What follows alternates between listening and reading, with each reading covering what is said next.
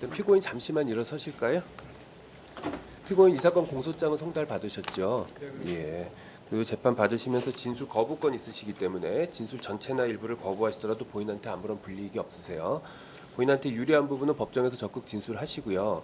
대신 본인 법정에서 진술하시는 내용은 본인 유죄 증거로 그대로 사용될 수 있는 진술이기 때문에 옆에 있는 변호인 도움 받으셔서 본인한테 유리한 부분 위주로 적극 진술하시면 되겠어요.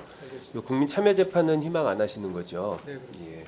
그리고 요 재판은 지금 관련 법에 따라서 기본적으로 중계가 되도록 돼 있어서 공판 준비까지는 중계가 되지 않았지만 요 지금 이제 정식으로 진행되는 공판에서는 이제 중계된다는 점도 미리 고지해 드립니다. 인적 사항 좀 확인해 볼게요. 제가 출생 연도만 한번 여쭤볼까요? 예. 직업은 어떻게 되세요? 지금은 없습니다. 예. 사시는 곳은 어떻게 되시죠?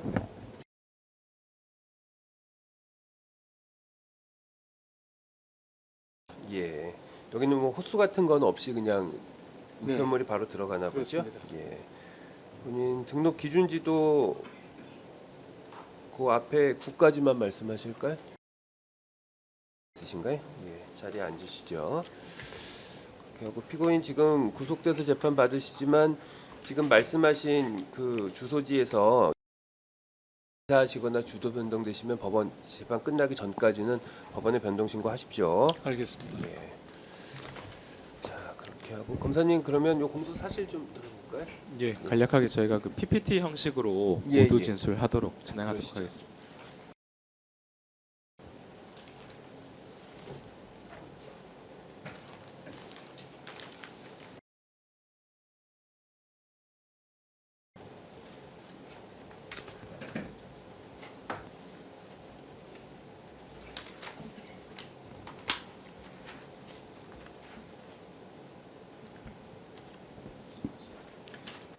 예, 구체적인 사항은 파견 검사들이 발표를 하겠고 저는 이제 모두 진술 먼저 하겠습니다. 장우성 특검보입니다. 지금부터 2024년 12월 3일 비상계엄 당시 국가정보원장이었던 피고인에 대한 공소사실을 말씀드리겠습니다. 피고인 범죄는 윤석열 전 대통령과의 정치적 사법적 이해관계에 따라 내란 실상을 은폐하기 위한 범행으로서 윤석열 대통령 탄핵을 막고 정권을 유지시키려는 수단적 범죄입니다. 그 개는 다음과 같습니다. 우선 피고인은 윤석열 대통령이 비상계엄 선포 이후 중요 정치인들을 체포하려고 한다는 사실을 홍장원 당시 국정원 차장으로부터 보고받아 국가안전보장에 중대한 영향을 미치는 상황을 인식하였음에도 이를 국회에 보고하지 않은 직무유기 범행을 하였습니다. 그리고 피고인은 윤석열 대통령 지시의 가장 중요한 물적 증거인 비화폰 내역을 삭제해 증거인멸 범행을 하였습니다. 또한 홍장원 진술의 신빙성을 공격하고자 내란 국조특위와 헌법재판소에서 위증과 허위공문서 범행을 하여 진상규명을 방해하였으며 국정원장 지위를 이용해 윤석열 대통령의 정치적 입장을 지지하는 여론을 조성하여 정치관여 범행을 하였습니다. 이하에서는 공소장 기재 순서대로 각 범죄 사실의 요지를 말씀드리겠습니다. 예, 이어서 말씀드리겠습니다. 먼저 피고인의 신분 및 지위 등입니다. 피고인은 윤석열 대통령과 정치적 이해관계를 함께하고 있었고 이러한 사정은 피고인의 주요 범행 동기로 작용하였습니다. 피고인은 국민의힘 국회의원 출신으로 윤석열 대선 후보 선대위에서 활동하였고 윤석열 정부 출범 직후부터 주미대사, 국가안보실장, 국정원장 등 최고 외교 안보직을 거쳤을 정도로 윤석열 대통령의 신임을 받고 있었습니다.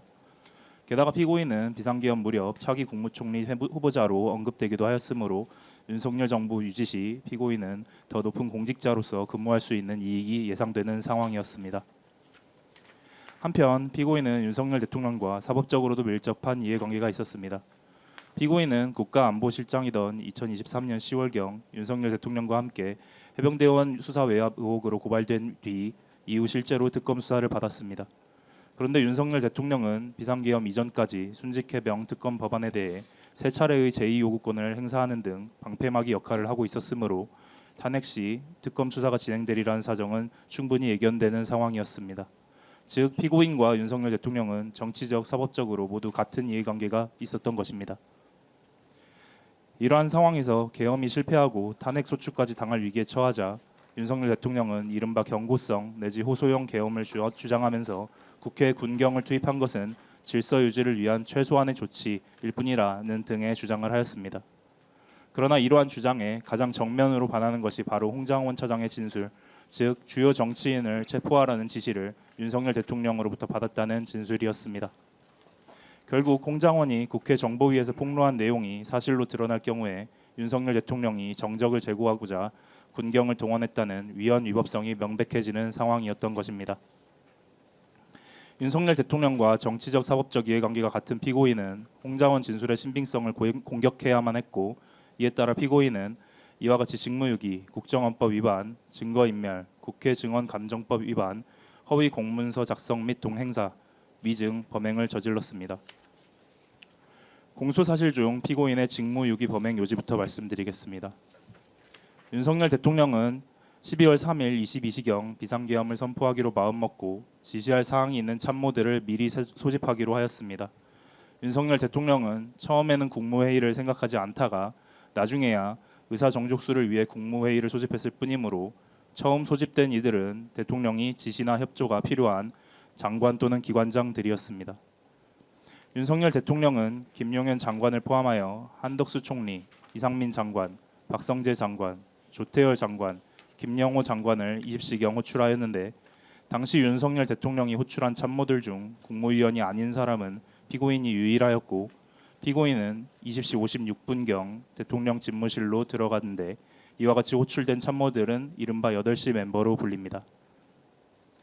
그리고 약 20분이 지난 21시 09분경 대통령 집무실에서 대접견실로 연결된 출입문이 열리면서 윤석열 대통령과 김용현 장관을 제외한 나머지 사람들이 대접견실로 나왔는데, 피고인은 다른 장관들과 마찬가지로 비상계엄 관련 문건을 받아 소지한 상태였습니다. 이후 피고인은 국무위원들과 대접견실 책상에 앉아 담화문 등 비상계엄 관련 문건을 읽었는데, 국무총리나 국무위원들이 윤석열 대통령으로부터 문건을 받거나 받은 문건을 읽어보는 것을 바로 옆자리에서 지켜보기도 하였습니다. 윤석열 대통령은 22시 24분경부터 27분경까지 대통령실 1층 브리핑룸에서 담화문을 발표하였고, 22시 27분경 비상계엄을 선포하였습니다. 그런데 피고인이 대접견실에서 읽어본 담화문에는 비상계엄 선포 이유가 이와 같이 기재되어 있습니다. 국회, 탄핵, 예산 삭감, 특검 남발, 입법 독재, 이러한 내용들이 기재되어 있었으므로 피고인 입장에서는 충분히 비상계엄에 따른 조치가 국회를 대상으로 하리라는 점을 인식하고 있었고, 이후 피고인은 22시 43분경 대통령실을 나와 서울 서초구 내곡동에 있는 국정원으로 출발하게 됩니다. 이와 같이 피고인이 대통령실 호출을 받아 대통령실에 오기 직전 홍장원 국정원 차장은 20시 22분경 윤석열 대통령과 통화를 하였습니다. 그 통화에서 윤석열 대통령은 한두 시간 후에 중요하게 할 얘기가 있으니 휴대전화를 잘 들고 대기하라고 지시하였습니다. 당시 홍장원 차장은 대통령으로부터 전화를 받은 것이 처음이었는데, 대통령 지시에 따라 통화 종료 직후에 국정원 사무실로 복귀하였습니다. 한편 김용현 장관은 비상계엄 선포 이후 직후인 22시 27분경 여인형 방첩사령관에게 전화하여 이재명, 한동훈, 우원식, 조국, 김민석, 박찬대, 김민웅, 김명수, 김어준 등 10여 명을 체포하라. 경찰에 연락하여 대상자의 위치를 파악하고 일단 국회로 출동하라 라고 명령하였고, 같은 취지에서 윤석열 대통령도 22시 53분경 홍장원 차장에게 전화하여 봤지? 비상계엄 발표하는 거 이번 기회에 싹 다 잡아들여. 국정원에도 대공수사권 줄 테니까 우선 방첩사를 도와. 자금이면 자금, 인력이면 인력, 무조건 도와 라고 말하였습니다. 또한 윤석열 대통령은 그로부터 2분 뒤인 22시 55분경에는 피고인에게 전화를 하기도 하였습니다. 그리고 홍장원 차장은 대통령 통화 이후인 22시 58분경 국정원 본청으로 들어가면서 대통령 지시를 확인하기 위해 여인영 사령관에게 전화하였습니다. 그러나 제대로 통화하지 못하였고, 피고인에게는 원장님 급히 보고 드릴 일이 있습니다 라고 말하였으나 피고인은 사무실에서 이야기하자라며 보고를 외면하였습니다. 홍장원 차장은 23시 06분경 재차 여인영 사령관에게 전화하여 대통령의 지시를 받았다고 말하였고, 그러자 여인영 사령관은 체포조 운용 사실을 말해주면서 이재명, 한동훈, 우원식, 김어준, 조국, 박찬대, 정청래, 김명수, 김민웅, 권순일 등에 대한 위치 추적을 홍장원 차장에게 요청하였습니다. 홍장원은 여인영 사령관이 불러주는 체포 명단을 메모지에 받아 적은 다음 그 직후 및 그 다음 날 자신의 보좌관으로 하여금 이를 정서하도록 하였습니다. 그 후 23시 23분경에는 계엄사령부 보고령 제1호가 발령되었는데 보고령에는 국회와 지방의회, 정당의 활동과 정치적 결사, 집회, 시위 등 일체의 정치 활동을 금한다 라는 1항과 보고령 위반자에 대하여는 영장 없이 체포, 구금, 압수수색을 할 수 있으며 계엄법에 의하여 처단한다 라는 내용이 기재되어 있었습니다. 실제로 정치인들은 정치 활동을 함으로써 보고령을 위반했다는 이유로 영장 없이 체포될 수도 있었던 상황이었던 것입니다. 그리고 이러한 보고령 내용은 모든 방송사에서 실시간으로 중계되었습니다. 이와 같이 보고령이 발령된 이후인 23시 30분경에는 국정원에서 피고인의 주도로 정무직 회의가 열렸고 피고인, 홍장원 차장 등 국정원 지휘부가 참석하였는데 그 자리에서 이들은 합동수사본부가 구성되면 우리가 지원 역할을 할 수도 있다는 등의 말을 주고받았습니다. 그러나 피고인은 대통령실에서 문건을 받은 사실은 말하지 않았고 심지어 대통령실에 다녀온 사실조차 말하지 않았으며 홍장원 차장이 원장님 이거 언제 하셨어요? 라고 물어보았음에도 제대로 답하지도 않았습니다. 홍장원 차장은 정무직 회의 이후 다시 23시 50분경 국정원장 집무실에 있는 피고인을 찾아가서 대통령의 지시 사실을 보고하고자 하였습니다. 즉 홍장원 차장은 피고인에게 원장님 대통령께서 제게 전화를 하셨습니다. 대통령께서 방첩사를 지원하라고 하십니다. 방첩사에서 한동훈하고 이재명하고 잡으러 다닌다고 합니다. 라고 보고하였습니다. 그러나 피고인은 내일 아침에 이야기하시죠 라는 말만 하였고 홍장원 차장이 재차 그래도 최소한의 업무 지침과 방향은 주셔야죠 라고 말하였지만 그럼에도 피고인은 이를 외면하였습니다. 이처럼 피고인이 대통령의 주요 정치인 체포 지시를 홍장원 차장으로부터 보고받고도 아무런 조치도 취하지 않은 무렵 실제로 군과 경찰에 의해 체포조가 운영된 내용을 간략히 살펴보겠습니다. 우선 조지호 경찰청장과 김봉식 서울경찰청장은 12월 3일 19시경 서울 삼청동에 있는 대통령 안가에서 윤석열 대통령으로부터 비상계엄에 따른 시간대별 봉쇄계획 등이 적힌 지시 문건을 받았습니다. 그리고 이에 따라 비상계엄이 선포되자 경찰 기동대를 국회 출입문에 배치하여 국회의원이 국회 진입을 전면 차단하는 조치를 하였습니다. 그 과정에서 국회의원들이 국회에 출입하는 상황이 발생하자 윤석열 대통령은 23시 28분, 23시 30분, 23시 34분 계속하여 조지호 청장에게 연락하여 조 청장 뭐 하는 거야? 국회에 들어가려는 국회의원들 다 체포해. 불법이야. 잡아들여. 라는 추가 지시를 내리기도 하였습니다. 한편 여인영 사령관은 조지호 경찰청장, 박헌수 국방부 조사본부장, 김대우 방첩수사단장에게 체포조 운용 지원 내지 지시를 하였고 이에 따라 이들 기관은 실제로 체포조 운영을 위해 출동하는 등 구체적인 조치를 하기에 이르렀습니다. 그리고 그 일환으로서 홍장원 차장은 이와 같이 여인영 사령관으로부터 주요 정치인 위치 추적 지원을 국정원 차장으로서 요청받았던 것입니다. 국정원에 대한 지원 요청은 홍장원 차장뿐만 아니라 김남우 기조실장에게도 전달되었습니다. 비상계엄 해제 요구안 가결이 임박하자 윤석열 대통령과 김용현 장관은 우선 이재명, 한동훈, 우원식부터 체포하라고 지시하였고 윤석열 사령관의 순차 지시로 방첩사 수사관 49명, 경찰 수사관 50명, 국방부 조사본부 수사관 10명이 국회로 출동하였습니다. 그리고 정확히 이러한 출동 시점인 12월 3일 23시 57분경부터 12월 4일 01시 05분경까지 사이에 그 무렵에 국정원의 김남우 기조실장에게도 이를 지원해달라는 요청이 온 것입니다. 이와 같이 국가 안전 보장에 중대한 영향을 미치는 상황이 발생하였고 피고인 입장에서는 대통령실에서 겪은 상황과 홍장원 차장의 보고 등을 통하여 그 상황을 인식하였음에도 피고인은 이를 국회에 보고하지 않아 직무유기 범행을 하였습니다. 다음은 증거인멸입니다. 피고인이 홍장원 차장의 보고를 무시하고 대통령이 홍장원 차장에게 정치인 체포를 지시한 사실이 보도되자 홍장원 차장은 국회 정보위에 가서 직접 정치인 체포 지시를 받은 사실을 보고하게 됩니다. 그리고 이때 홍장원 차장이 증거로 제시한 윤석열 대통령과의 비화폰 통화 내역도 언론에 공개되자 보안사고 여부 판단 권한을 가진 피고인은 홍장원의 비화폰이 중요한 증거임을 알면서도 박종준 경호처장과 이를 삭제하기로 공모하였습니다. 피고인은 그 과정에서 마치 홍장원이 연락 두절되어 소재 불명인 것처럼 박종준 경호처장에게 허위 명분을 제공해 주었고 이에 따라 박종준 경호처장이 비화폰 통화 내역을 원격 삭제하도록 조치함으로써 공모하여 내란의 증거를 인멸하였습니다. 다음으로 국회 증감법 위반 부분입니다. 앞서 살펴본 바와 같이 피고인은 대통령의 정치인 체포 지시를 홍장원 차장으로부터 보고받았음에도 불구하고 2025년 1월 22일 내란 국조특위에 출석하여 방첩사가 이재명, 한동훈을 체포할 계획임을 보고받지 않았다고 허위로 증언하였습니다. 허위 공문서 작성 및 동행사 부분입니다. 국정원은 2025년 1월 24일경 내란 국조특위로부터 조태용 국정원장은 12월 3일 비상계엄 선포 전후로 대통령, 국방부 장관 및 기타 인물로부터 계엄 관련 지시 문건을 전달받은 바 있는지, 계엄 관련 지시 문건을 전달받았다는 사실을 듣거나 목격한 바가 있는지라는 질의를 받았습니다. 앞서 살펴본 바와 같이 피고인은 대통령 집무실에서 윤석열 대통령으로부터 계엄 관련 문건을 받았고 국무위원들이 계엄 관련 지시 문건을 전달받는 모습을 목격하기도 하였습니다. 그러나 피고인은 이와 같은 질의에 대하여 2월 3일경 국정원장은 계엄 관련 문건을 전달받을 바 없으며 관련 지시 문건을 전달받았다는 사실을 듣거나 목격한 바도 없습니다. 라고 기재되어 있는 답변서가 작성되어 제출되도록 하였습니다.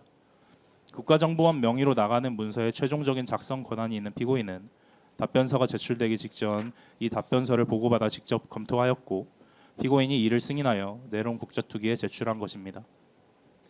다음으로 헌법재판소에서의 위증 부분입니다. 피고인은 2025년 2월 13일 헌재에서 5가지 허위 증언을 이와 같이 하였습니다. 즉 첫 번째, 2024년 3월 말에서 4월 초순 삼천동 안전가옥에서 윤석열 대통령으로부터 비상한 조치를 듣고 이에 반대했다는 점. 두 번째, 12월 3일 21시경 대통령 집무실에서 원탁에 놓인 비상계엄 관련 종이를 본 점. 세 번째, 윤석열 대통령 또는 김용현 장관으로부터 비상계엄 관련 문건을 받은 점. 네 번째, 비상계엄 선포문을 보거나 이를 김용현 장관이 다른 국무위원들에게 전달하는 모습을 본 점. 다섯 번째, 12월 3일 23시 50분경 국정원장 집무실에서 대통령의 주요 정치인 체포 지시를 홍장원 차장으로부터 보고받은 점. 이렇게 5가지에 대하여 허위 증언하여 위증하였다는 것입니다. 마지막으로 국정원법 위반 부분입니다. 대통령이 홍장원 차장에게 정치인 체포를 지시한 사실이 보도되자 홍장원 차장은 12월 6일 국회 정보위원장실에 가게 되었고 이를 알게 된 피고인도 다급히 홍장원 차장을 따라 국회 정보위원장실로 가게 되었습니다. 그리고 홍장원은 국회 정보위에서 윤석열 대통령의 지시사항 등을 보고하였는데 이에 대해 피고인은 정보위원장 사무실 앞에서 홍장원 차장의 보고가 거짓이라는 내용으로 언론 브리핑을 하였습니다. 또한 피고인은 같은 취지로 12월 7일 KBS 기자와 인터뷰하고 출입기자들에게 문자 메시지를 보냈으며 12월 8일부터 10일까지는 국정원 전현직 직원, 외교부 직원, 자신의 지인들에게 같은 취지의 서한문을 발송함으로써 국정원장의 지위를 이용하여 윤석열 대통령과 그에 동조하는 국민의힘 국회의원들의 정치적 입장에 동조하는 입장을 지지하여 정치 관여 행위를 하였습니다. 피고인은 이에 그치지 않고 2025년 2월경에는 홍장원 차장이 대통령으로부터 지시를 받은 증언 전체를 거짓인 것처럼 몰아붙이고자 하였습니다. 피고인은 홍장원 차장의 헌재 증언 직전에 윤석열 대통령의 탄핵을 반대하는 국민의힘 정당 소속 국회의원들이 언론에 공개하며 정치적으로 이용할 수 있도록 홍장원 차장의 증언 내용과 일부 배치되는 국정원의 내부 CCTV 영상을 각종 내부 절차를 위반하면서까지 제공하였습니다. 윤석열 대통령의 탄핵 심판 사건에서 주요 정치인 체포 지시 사실이 핵심 쟁점이고 이를 뒷받침하는 핵심 증거가 홍장원 차장의 증언임을 알면서도 피고인은 이와 같이 국정원장 직위를 이용하여 정치 관여 행위를 한 것입니다. 이상으로 피고인 조태용의 직무유기 등 사건에 대한 모두 진술을 마치겠습니다. 감사합니다. 공소 사실에 대한 변호인 측 의견도 간략히 좀 들어볼까요? 네. 우선 저희가 그 PPT 자료는 준비를 안 했고요. 의견서는 이미 기존에 제출을 했습니다. 다만 검사가 지금 PPT 자료를 중심으로 해서 그 말씀을 한 부분에 대해서 간략하게 몇 가지만 지적을 하고 저희가 준비한 자료를 이야기하도록 하겠습니다. 허구의 사실을 가지고 아무리 서사를 만들고 성을 쌓아도 그건 허구의 사실일 뿐입니다. 이 검사는 마치 피고인이 계엄 자체가 내란이라고 하는 것까지도 다 인식을 했고, 또 피고인이 내란을 공모하고 실행 행위나 실행 계획까지 상세히 모의를 한 후에 그 상황이 전개된 구체적인 사실까지 다 인식을 하고 윤석열 전 대통령을 비호하기 위해서 검사가 주장하는 것과 같은 범죄 사실을 저질렀다, 이렇게 상상을 하고 있는 것 같습니다. 검사가 주장한 그러한 상상을 기반으로 만약에 피고인에 대해서 기소를 해야 한다고 하면 직무유기죄라고 하는 그러한 범죄로 기소할 것이 아니라 바로 내란의 주요 임무 종사자로 기소를 했었어야 됩니다. 그것만 보더라도 검사가 주장하고 있는 사실의 기반이 얼마나 허약한 건지 한눈에 알아볼 수가 있습니다. 이어서 저희가 준비한 자료에 따라서 저희 의견을 말씀드리겠습니다.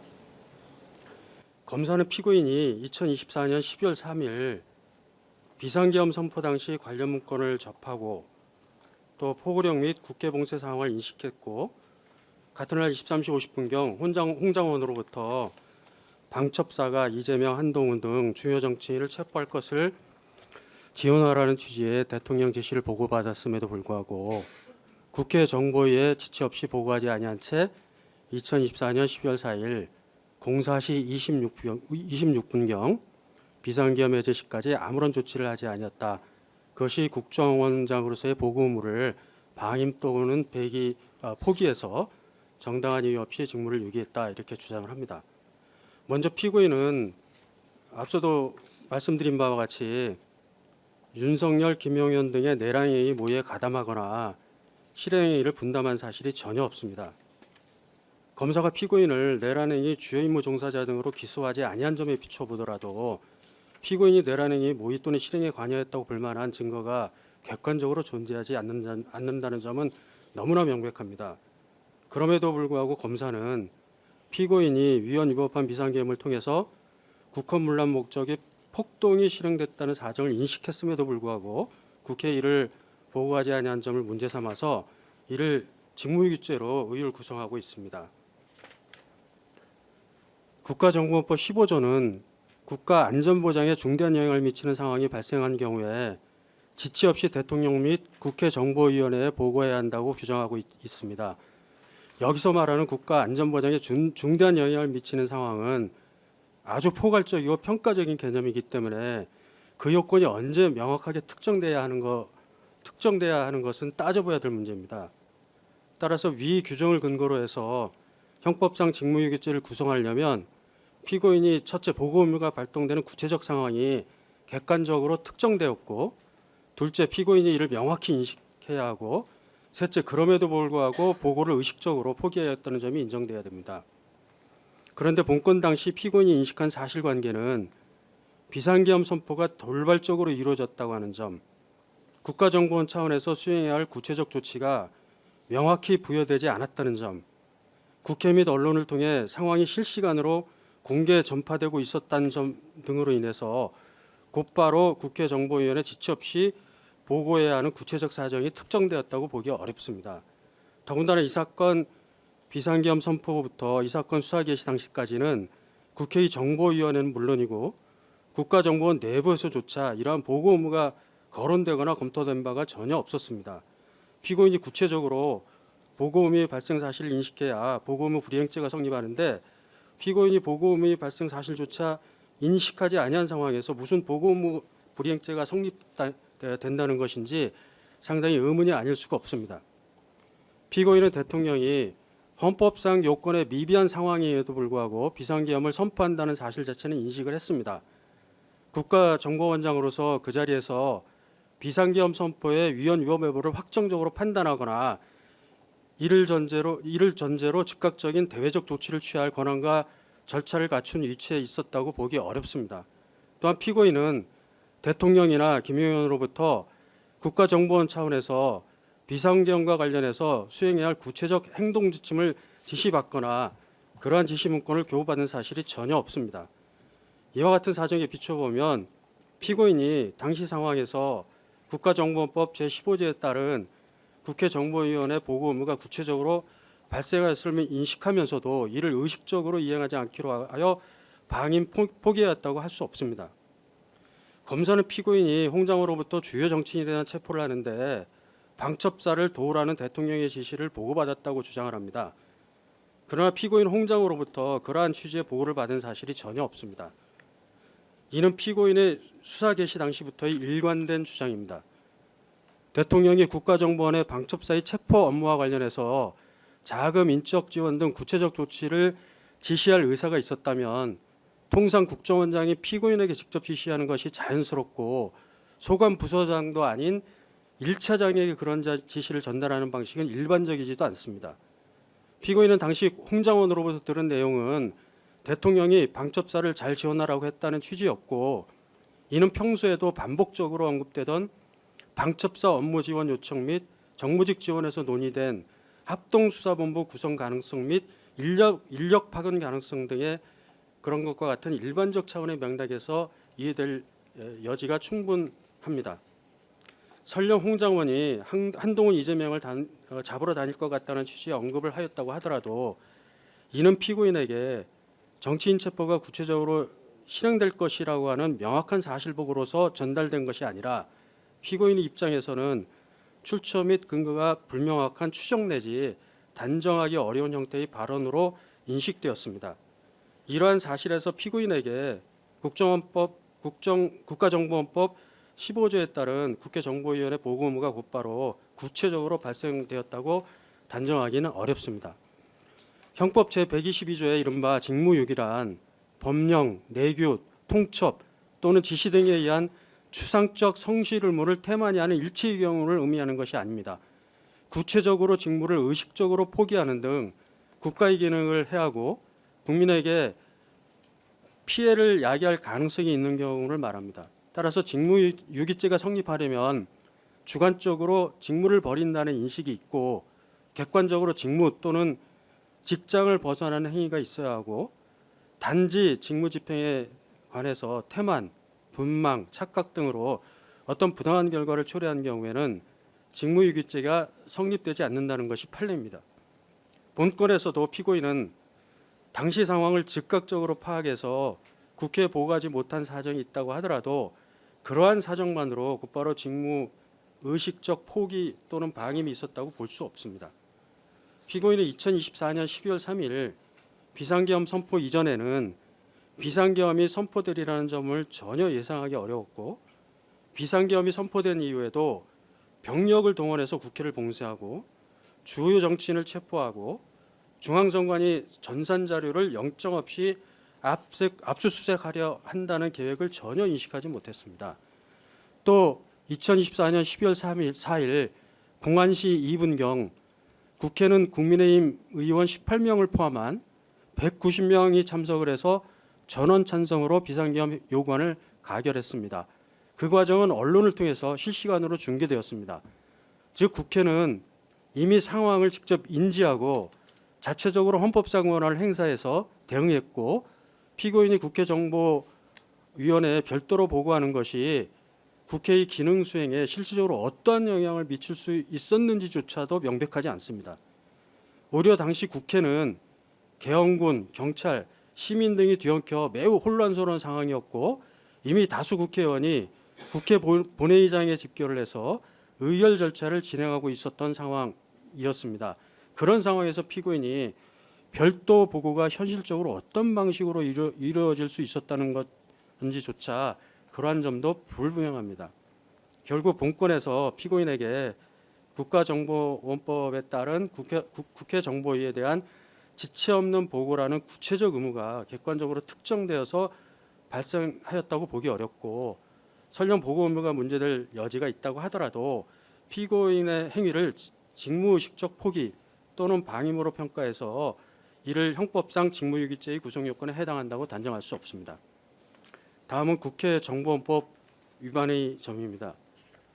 검사는 이 부분에 대해서 피고인이 2024년 12월 3일 23시 50분경 홍장원으로부터 방첩사가 이재명, 한동훈 등 주요 정치인을 체포하는 것을 지원하라는 취지의 대통령 지시를 보고받았음에도 불구하고 그와 배치되는 허위 사실을 기자회견, 인터뷰, 문자 메시지, 서한문 등의 방법으로 유포해서 윤석열 대통령 및 국민의힘을 지지 찬양하고 탄핵소추 반대 여론을 조성하고 그럼으로써 국가정보원장의 직위를 이용해서 정치에 관여했다 이렇게 주장을 하고 있습니다. 먼저 피고인은 홍장호로부터 방첩사 특정 정치인을 체포하라는 것을 지원하는 취지의 대통령 지시를 보고받은 사실이 전혀 없습니다. 따라서 피고인이 2024년 12월 6일 기자회견, 또 2024년 12월 7일 인터뷰 및 출입기자단 문자, 또 2024년 12월 8일부터 10일까지 내부 서한문을 통해서 국정원은 정치인 체포 관련 지시를 받은 적이 없다. 그런 취지로 언급한 것은 피고인이 당시 인식한 사실관계의 범위에 기초한 설명이었습니다. 검사는 위반 발언들이 허위라고 단정하나 피고인에게는 적어도 허위인 사실을 인식하면서 이를 유포하려는 고의가 인정되기 어렵습니다. 피고인은 국가정보원의 수장으로서 당시 국가정보원 내부 인사가 대통령으로부터 정치인 체포 지시를 받았고 이를 국정원에게 보고했다는 취지로 주장하며 사회적 파장이 급격히 확산되는 상황에서 피고인의 업무 수행과 조직의 공신력, 신뢰가 중대하게 훼손될 우려가 있음을 인식하였습니다. 피고인이 이와 같은 상황에서 사실관계를 정리해서 외부에 설명한 것은 특정 정당이나 특정 정치인을 지지 반대하거나 탄핵소추에 관한 여론을 조성하기 위한 목적이 아니라 국정원 기관의 신뢰를 보호하고 국민적 혼란을 예방하기 위한 직무상의 대응 행위일 뿐이었습니다.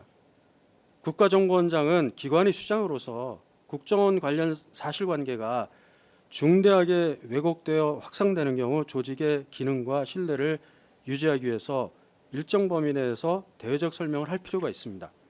피고인의 기자회견, 인터뷰, 문자 메시지, 서한문은 국가정보원 내부 상황 및 기관의 업무와 직결된 사안에 관한 설명으로서 이를 두고 곧바로 국가정보원장의 직위를 이용해서 정치에 관여한 행위라고 평가하기 어렵습니다.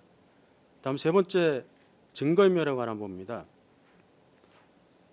검사는 피고인이 2024년 12월 6일 경호처장 박종준에게 홍장원이 소재 파악이 되지 않고 연락 조작이라 비화폰을 회수하는 것이 불가능할 것 같다라고 그렇게 말하고 당시 박종준이 피고인에게 비화폰 분실에 따른 보안 사고에 해당하니까 홍장원의 비화폰은 로그아웃을 하겠다. 통화 기록이 더 이상 노출되지 않도록 비화폰을 삭제해야 한다라고 그렇게 말하니까 피고인이 그렇게 조치하면 되겠다라고 답해서 박종준으로 하여금 경호처 비화폰 담당 직원을 통해서 홍장원의 경호처 비화폰에 저장된 전자정보를 삭제하게 함으로써 윤석열 등의 내란 형사 사건에 관한 증거를 인멸했다 이렇게 주장을 하고 있습니다. 본건에서 문제가 되고 있는 것은 위 조치가 형법상 증거인멸죄의 구속 요건에 해당하는지 여부입니다. 특히 피고인에게 윤석열 등 내란 사건과 관련된 증거를 인멸하려는 고의가 인정되는지 여부입니다. 그런데 본건 비화폰 통화 내역은 발신, 수신 및 통화 시간 등의 형식적 내용에 불과합니다. 통화의 구체적 내용은 관련자들의 진술 등 별도의 증거가 없으면 알 수가 없습니다. 검사가 주장하는 바와 같이 이 비화폰 통화 내역이 윤석열의 내란 범행에 있어 폭동 행위를 증명하는 핵심적 증거라고 단정하기 어렵습니다.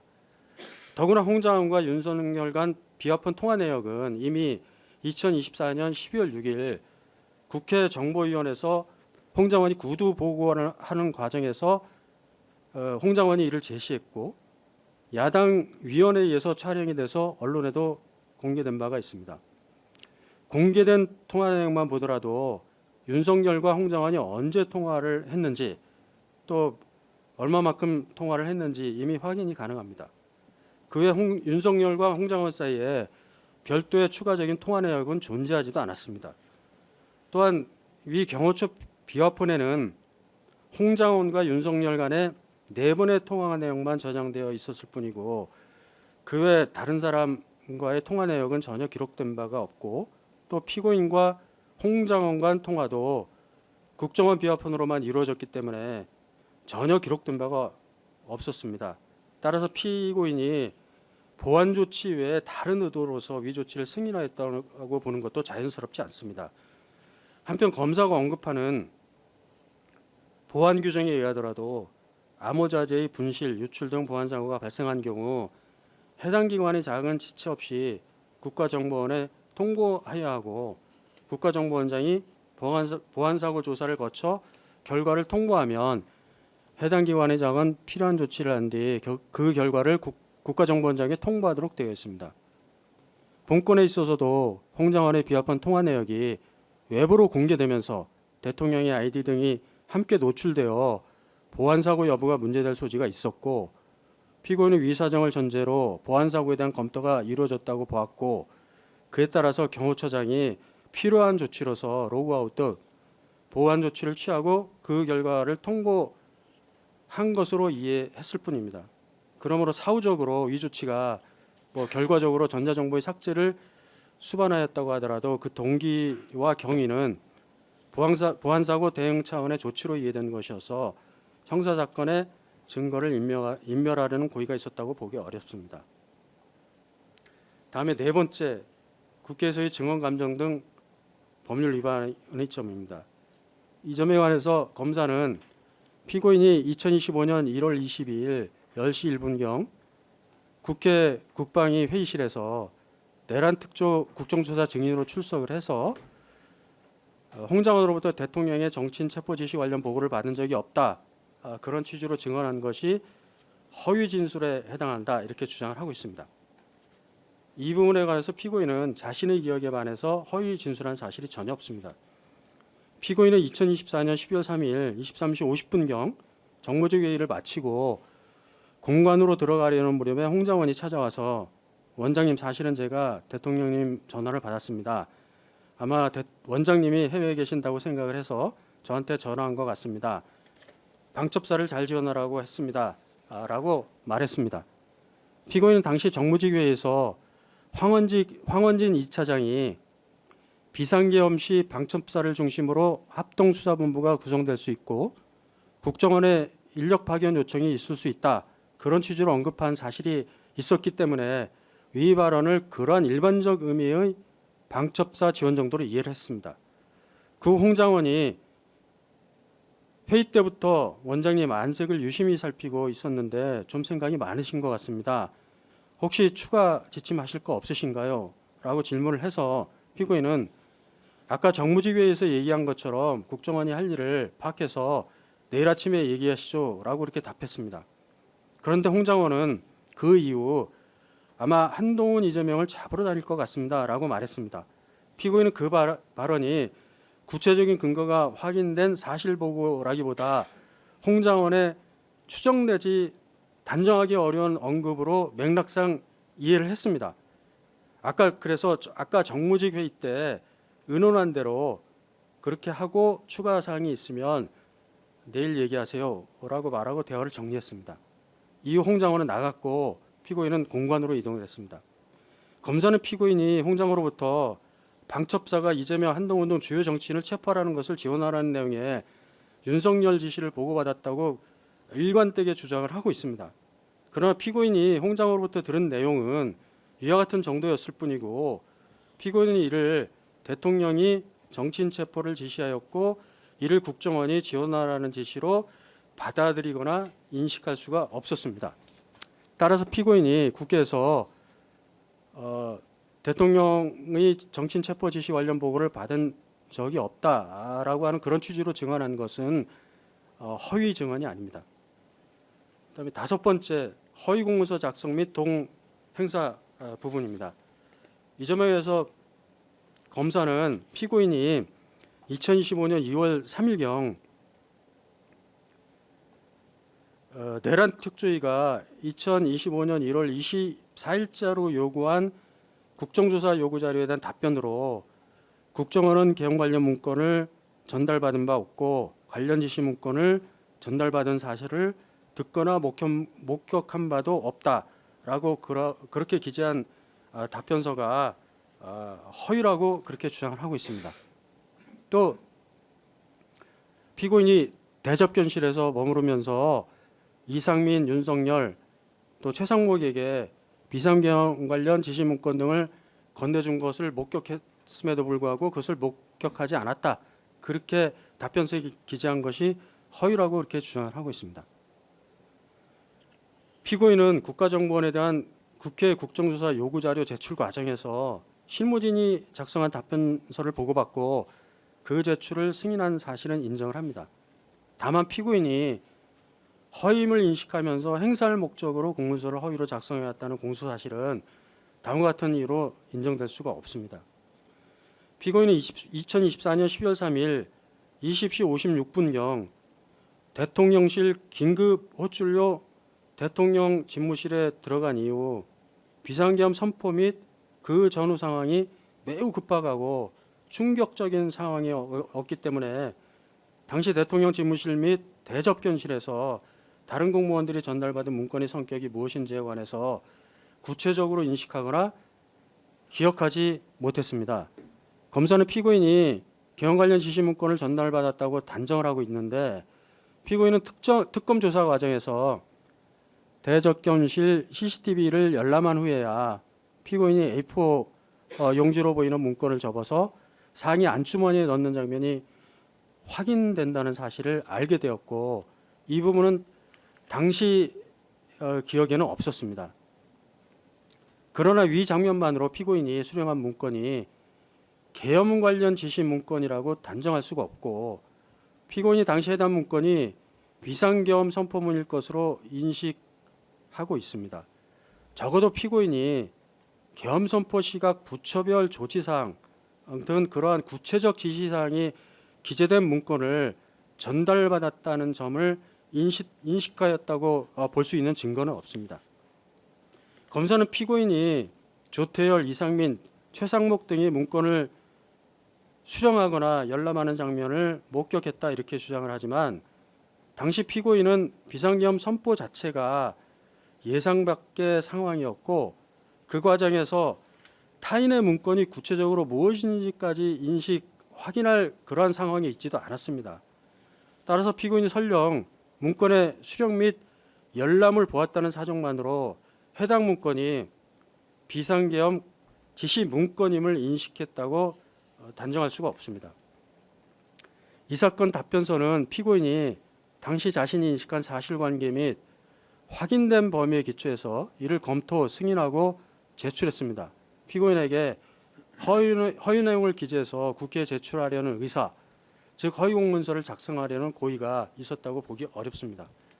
다음은 위증의 점입니다. 이 위증의 점에 관해서는 공소사실의 내용이 많습니다. 이 점을 간략하게 먼저 피고인의 주장을 밝히면 다음과 같습니다.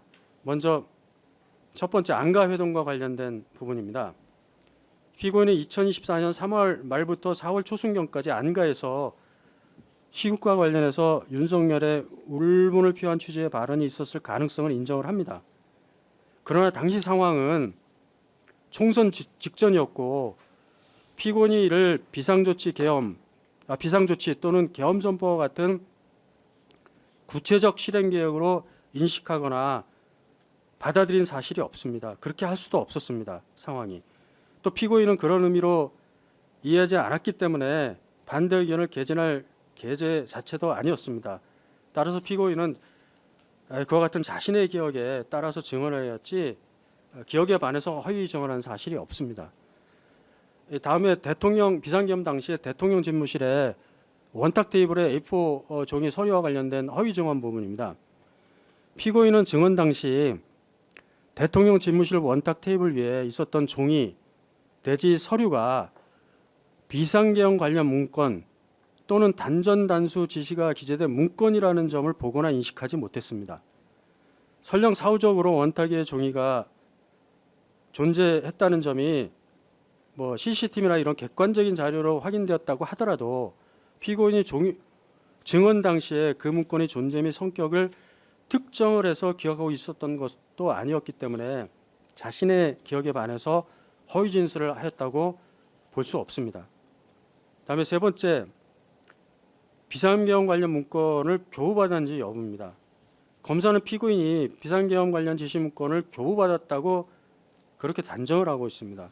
그러나 피고인은 증언 당시 윤석열 또는 김용현으로부터 비상계엄과 관련해서 구체적 지시를 담은 문건임을 인식하면서 교부받은 사실이 전혀 없습니다. 이후 특검 조사 과정에서 CCTV 영상을 열람하면서 피고인이 문건으로 보이는 것을 접어서 상의 안주머니에 넣는 장면이 확인된다는 사실을 알게 되었지만 이는 증언 당시 허위임을 인식한 것이 아니라 증언 후 객관적인 자료를 통해서 기억과 다른 부분이 확인된 것에 불과합니다. 또 위 문건이 공소사실과 같이 부처별 조치사항이 기재된 계엄 관련 지시 문건임을 인정할 아무런 증거가 없습니다. 다음에 네 번째, 비상계엄 선포문을 보거나 전달한 장면을 목격하였다고 하는 허위 증언 부분입니다.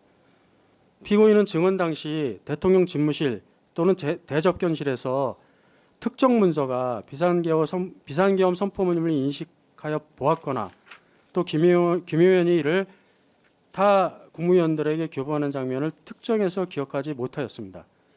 당시 현장은 급박하고 매우 혼란스러웠고 다수의 문서가 막 번잡하고 혼잡스럽게 오갔던 상황이었습니다. 그렇기 때문에 사후적으로 일부 장면이 객관적 자료로 확인되었다고 하더라도 피고인이 증언 당시 그 문서의 성격까지 특정을 해서 기억하고 있었다고 보기 어렵습니다. 따라서 이 부분도 피고인이 기억에 반해서 허위 증언하였다고 볼 증거가 아무것도 없습니다. 다음에 홍장원 보고 관련의 위증 부분입니다. 피고인은 2024년 12월 3일 23시 50분경 홍장원으로부터 대통령의 정치인 체포 지시를 보고받은 사실이 없습니다. 피고인이 들은 내용은 피고인이 거듭돼서 일관되게 주장하는 것과 같이 대통령님으로부터 전화를 받았다. 또 대통령이 방척수사를 잘 지원하라 한다. 그런 취지. 또 아마 한동훈 이재명을 잡으러 다닐 것 같다라고 하는 홍장원의 추정적 언급 정도였습니다. 이것을 피고인이 대통령의 정치인 체포 지시 및 그 지원 요청으로 인식할 수 있는 가망이 전혀 없었습니다. 따라서 피고인이 그 부분에 관해서 허위 증언을 했다고 볼 아무런 증거가 없습니다. 마지막으로 2015년 2월 20일자 국가정보법 위반의 혐의입니다. 검사는 이 부분 피고인이 윤석열 및 국민의힘 측을 지지 찬양하고 탄핵 반대 여론을 조성할 목적으로 국가정보원장 지위를 이용해서 이 사건 CCTV 영상을 국민의힘 국회의원들에게 제공함으로써 정치에 관여했다 이렇게 주장을 합니다. 피고인은 우선 2025년 2월 13일 헌법재판소 증언을 앞둔 상황에서 홍장원의 헌재 증언적 일부 내용, 특히 동선 및 메모 작성 장소 등 그런 내용이 객관적 자료와 일치하는지 여부를 확인할 필요가 있다는 문제의식을 갖게 되었고 그 과정에서 이 사건 CCTV 영상이 확인된 것으로 이해를 하고 있습니다. 이는 특정 정당의 정치적 주장에 편승하기 위한 것이 아니라 피고인 본인의 증언과 관련된 사실관계를 점검하고 정리하기 위한 조치의 일환이었습니다. 이 사건 CCTV 영상은 국가정보원의 보안 자료에 해당하는 것이기 때문에 외부 제출이 예정되거나 요청될 가능성이 있는 경우에는 관계자 식별 정보 및 민간 사항에 대한 비닉 처리 및 보안성 검토가 필요합니다. 피고인은 이 사건 CCTV 영상이 헌재 등 외부로 제출될 가능성이 있는 상황에서 기관 내부 절차에 따라 필요한 보안 조치가 미리 이루어진 것으로 이해하고 있고 그 세부 진행 경위는 담당 부서에서 처리한 것으로 보고 있습니다. 또 검사가 문제 삼는 용도, 법원 등 제출용 그런 기재 등 행정적인 임정 문구는 실무 과정에서 이루어진 것으로서 피고인이 그 문구의 선택이나 입력 경위를 구체적으로 지시하거나 허위로 꾸미도록 한 사실이 없습니다. 또 외부 제출용으로 보완 절차를 진행하기로 한 만큼 그 의제를 반드시 허위로 본다거나 허위에 대한 인식이 있었다고 볼 것도 아닙니다. 나가 이를 근거로 곧바로 또 피고인에게 정치 관여의 목적의 범위가 있었다고 단정할 수도 없습니다.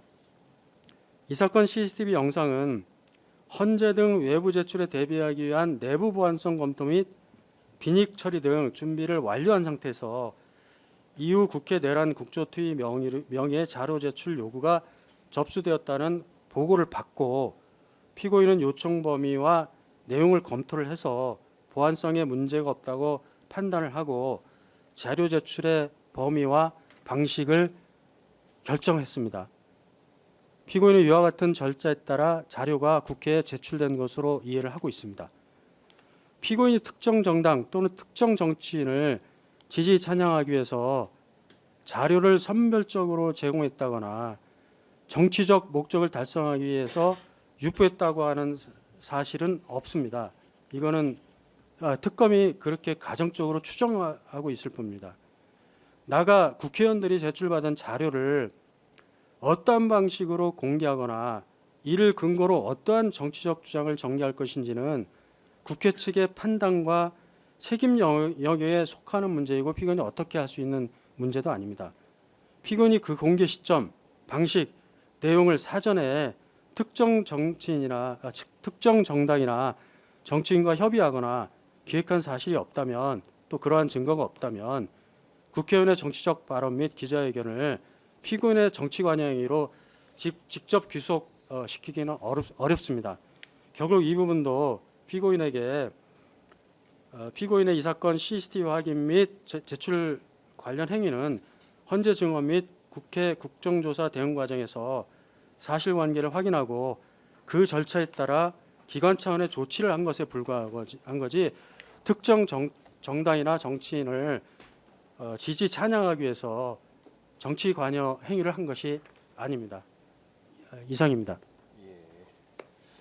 변호사님 말씀하신 동안 그 제네시스 남윤중 변호사님 오신 거죠?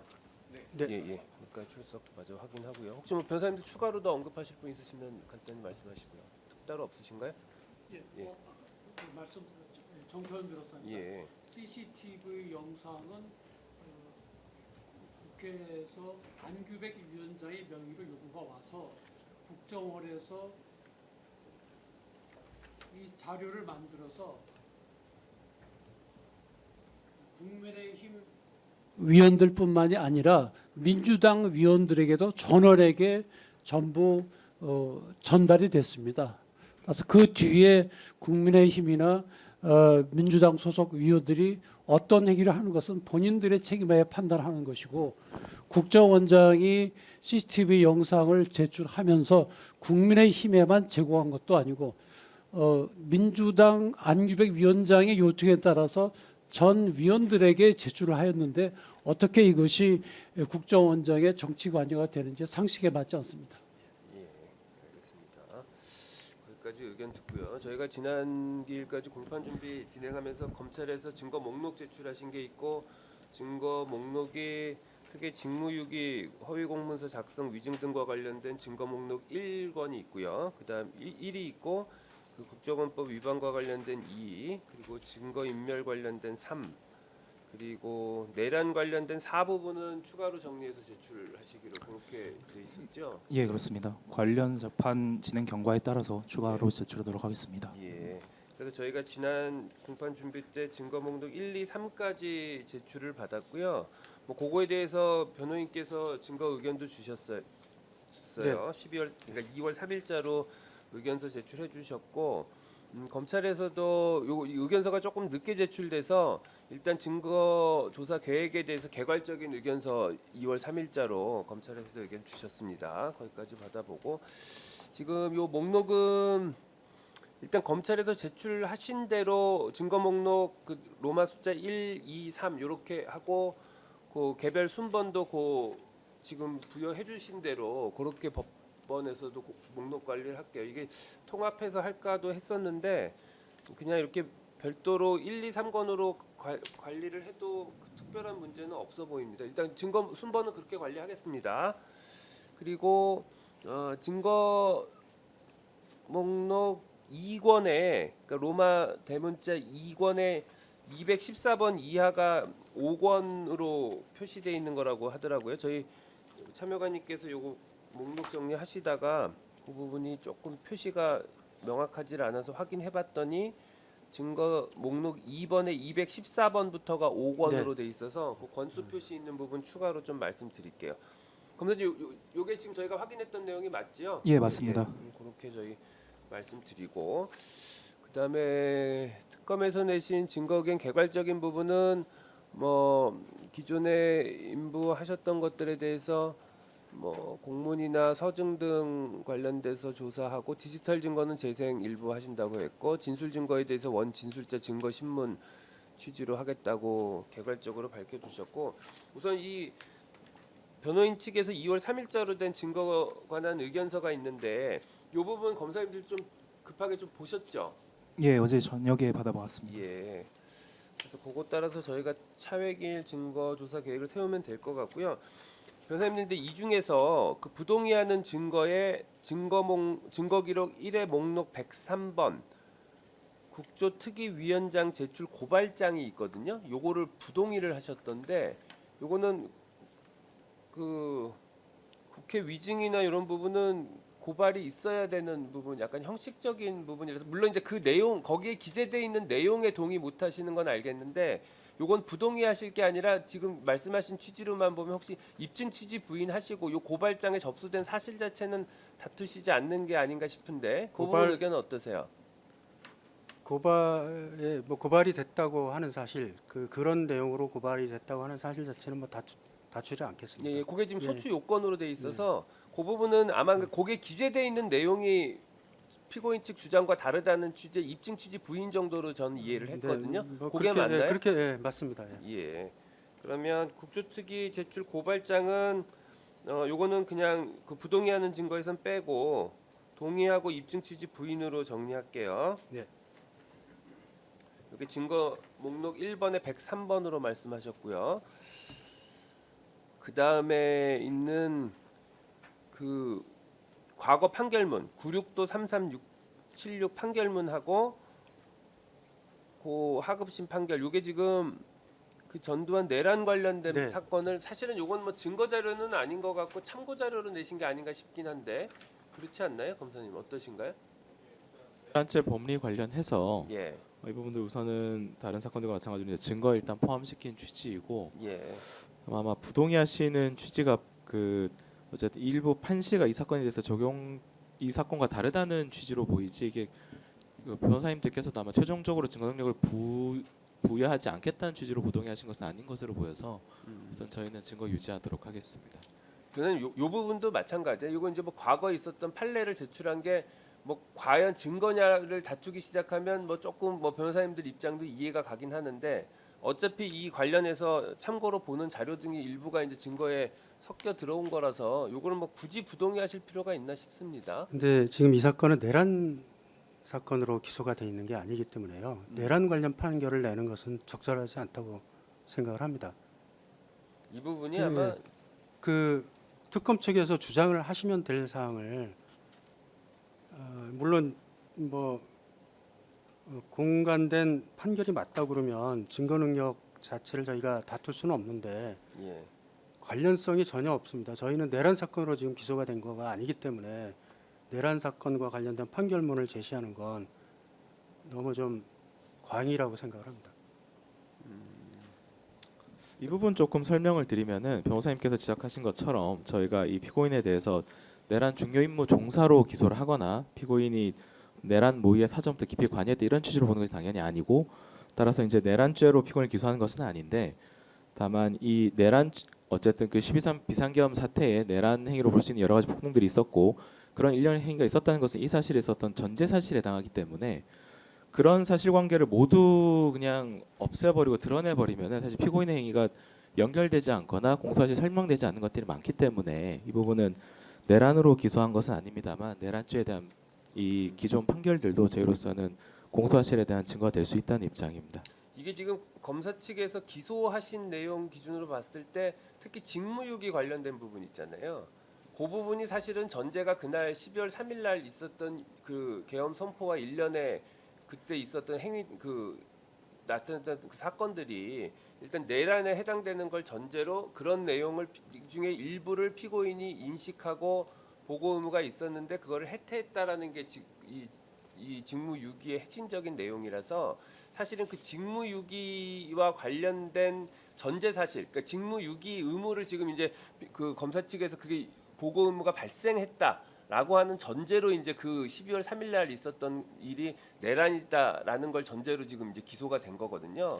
그래서 예. 그 부분과 관련해서 보면 뭐 그러니까 이 부분은 뭐 굳이 만약에 이 부분 관련성이 없다고 하시면 근데 이게 뭐 증거 능력이 없는 증거는 아닌 것 같고요. 그렇다고 하면 사실은 검사님 이 부분은 뭐 굳이 이걸 증거로 제출하시지 말고 예. 그냥 참고 자료로 제출하셔도 뭐 큰 문제가 없는 그냥 기존의 과거 판례라서 이걸 갖고 다투시는 이유는 좀 잘 선뜻 이해는 잘 안 가네요.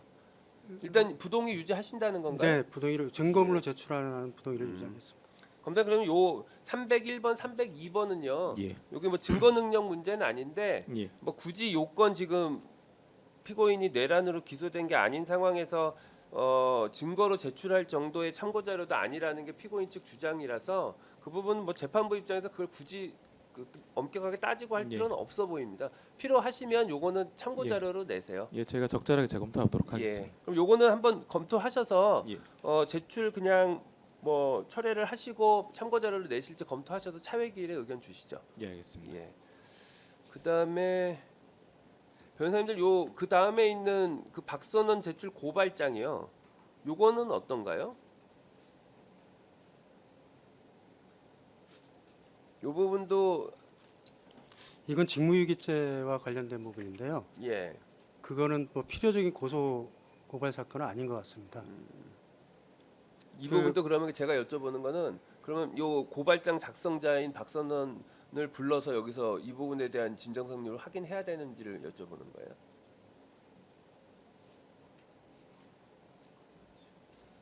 그런 취지는 아닌데요. 저희가 그럴 거라면 뭐 박선의 진술 줘서 다 부동의를 하고 뭐 그렇게 했었을 텐데. 그러니까 요것도 그냥 같은 고발, 취지로 예. 입증 취지를 부인하 네, 그 뭐 그런 식으로 아닌가 정리하겠습니다. 싶으네요. 예. 그럼 요 고발장도 동의하시고 네, 여기 지금 증거 목록 1번에 218번, 2번에 27, 409에 좀 반복적으로 나오는 것 같은데 이 부분은 동의하고 입증 취지 부인으로 정리할게요.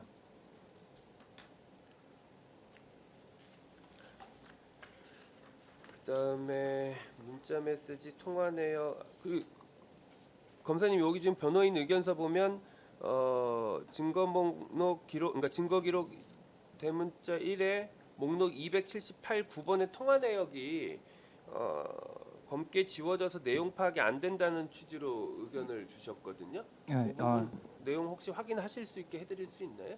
예, 요 증거들에 대해서는 이제 비닉화되지 않은 원본을 등사해 드리는 것이 가능한지 저희 예. 국정원 허가 등 절차를 좀 검토해 보도록 하겠습니다. 그래서 등사가 이루어질 경우에 증거에 대한 피고인 측 의견을 재확인하도록 하겠습니다. 이게 지금 증거 네. 상으로는 비밀 증거로 분류돼 있지는 않은 것 같은데요. 네, 다만 이제 비화폰 내역이 포함되어 있어서 여기는 국정원 비화폰 같은 경우에도 저희 내부적으로는 비밀로 봤는데 국정원 허가 등 절차 검토해서 추가 등사 여부 검토하도록 이 지금 하겠습니다. 문자 메시지나 통화 내역이 비화폰으로 이루어졌다는 취지세요?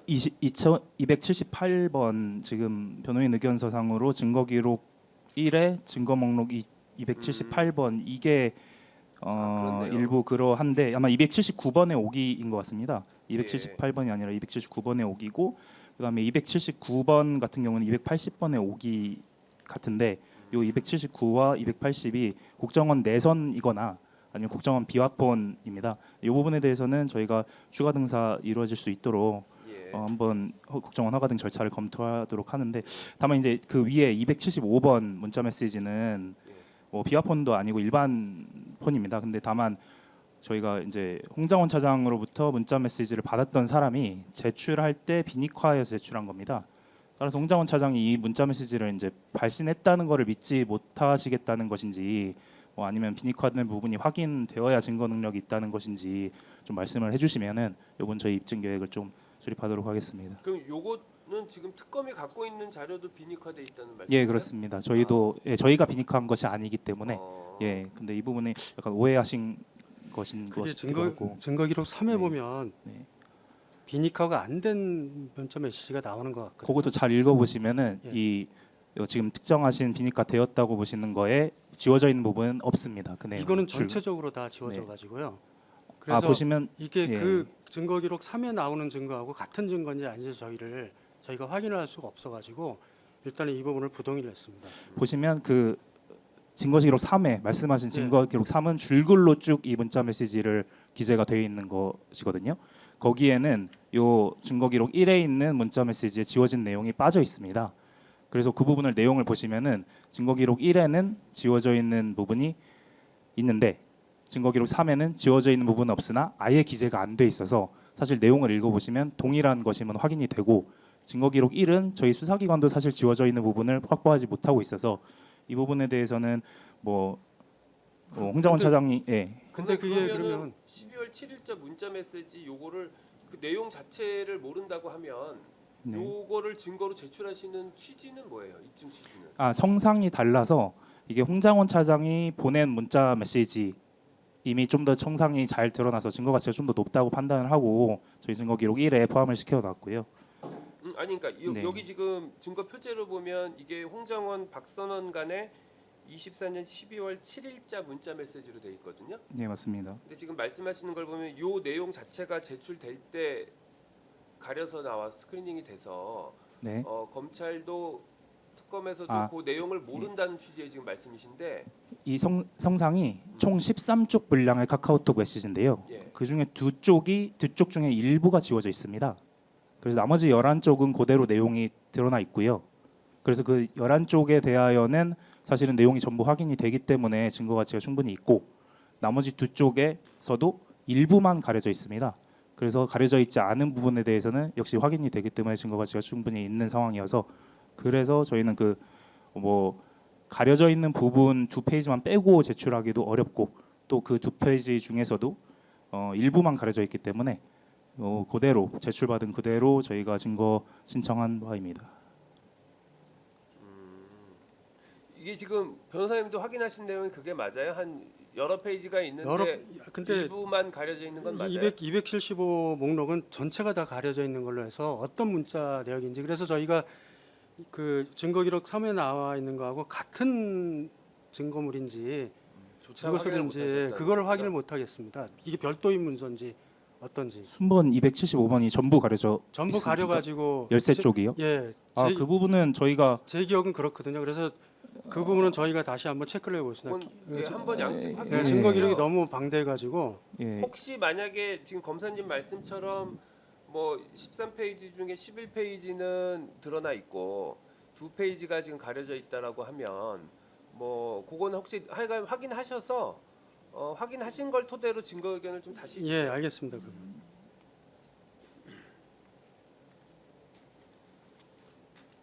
그다음에 그 홍장원에 대한 다른 재판 증인 신문 조서 요거는 일단 홍장원에 대해서 기본적으로 피고인 측에서 제출을 하신 증거 의견에 따르면 진술 조서 등이 부동이 돼서 아마 증인 신문이 이루어져야 될 것 같고 네. 그렇게 되면 요 다른 재판에서 이루어진 증인 신문 조서에 대한 증거 의견은 그때 가서 한번 다시 정리를 해주시죠. 네 알겠습니다. 예, 그렇게 하면 될 것 같고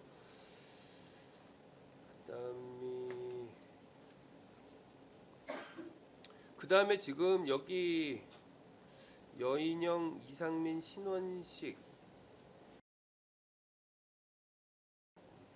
가명으로 허진혁, 정인교 이 부분이고 그다음에 141에서 145까지가 신문 기사가 본건과 관련성이 없다는 취지 말씀이신데 네. 예, 요거는 지금 보면 정치관여 참고 사례로 돼 있어서 요거는 검사님 한번 검토하셔서요. 굳이 요건과 직접 관련된 증거가 아니면 증거로 제출하신 건 아닐 수도 있으니까 한번 검토해서 의견을 주시면 어떨까 싶으네요. 예. 그 변호사님께서 말씀하셨던 이 판결문 예, 순번 301번, 302번은 저희가 그냥 오늘 기일에 바로 처리하는 것으로 하고 예, 신문 기사 부분은 말씀대로 한번 저희도 한번 재검토를 해보겠습니다. 예. 그러면 301, 302번은 철회한 걸로 정리하고요. 예. 증거 그 목록 순번은 그냥 그대로 철회한 걸로만 표시해 놓고 303번으로 그냥 넘어가서 그렇게 증거 정리는 하겠습니다. 네, 알겠습니다. 그렇게 하시고 141, 145는 검찰에서 검토해 주시기로 했고 그다음에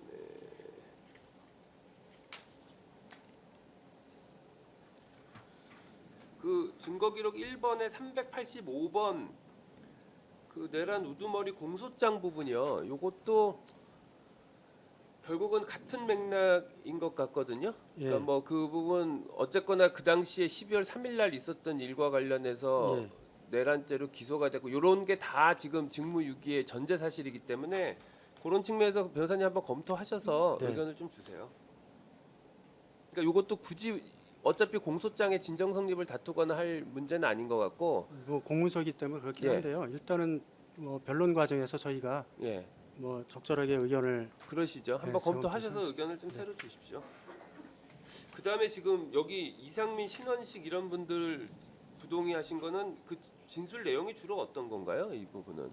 우선 이상민 같은 경우는 이제 비상계엄 당시에 집무실하고 대접견실에서 서류들을 오고 갔는데 피고인 같은 경우에 개헌 관련 지시 문건을 수령하거나 지시받은 사실이 없는데 이제 그 부분을 명확하게 좀 이상민 증인을 통해서 드러내려고 합니다. 그리고 다른 거 하나는 어떤 걸 여쭤보셨죠? 그다음에 신원식 신원식 같은 경우에는 거기서도 지금 언급을 해놨는데 2024년 3월하고 4일에 안가 모임에 비상조치나 비상대권이라고 하는 발언이 나왔느냐 안 나왔느냐. 그다음에 홍장원 차장의 경질 철회 부분과 관련돼 가지고 피고인하고 좀 배치되는 진술을 하고 있고 또 비상계엄 당시에 비교적 피고인하고 신원식 그 안보실장하고 상당히 오랜 시간 복도에 나가 가지고 대화한 사실들이 나옵니다. 이제 그 부분이 조서상으로는 디테일하게 안 나와 있는데요. 어떠한 대화를 주로 했는지 그런 부분들을 저희가 확인을 하고 싶습니다. 알겠습니다. 그렇게 하고 피고인 피신으로 증거기록 1회 245, 437, 2회, 4회 피신 내용 부인하셨고요. 그럼 요 내용 부인하신 피신은 채택하지 않습니다. 그다음에 동해야 대 입증 취지 부인하는 증거도 증거기록 1번에 49, 178, 179, 2권에 24, 234 부분 말씀해 주셔서 그 부분은 저희가 목록에 다 표시해 놓을게요. 그렇게 하고 그 외에는 이제 다 동의하신다는 취지로 돼 있어서 뭐 동의하시는 증거는 오늘기 일자로 다 일단 채택하는 것으로 정리해 놓겠습니다. 네. 예. 검사님 그렇게 되면 지금 피고인 측에서 증거 의견 밝힌 거 기준으로는 홍장원, 그다음에 국정원 기조실장 김남우, 1차장 보좌관, 그다음에 이상민, 여인영, 신원식, 가명으로 허진혁, 그다음에 그 경호처의 정인규 보좌관 이렇게가 돼 있는 것 같아요. 그리고 김상민은 하지 않습니다. 그거는 아까 지금 통화 내역이었죠. 예, 그건 한번 확인을 해보시겠다고 했으니까.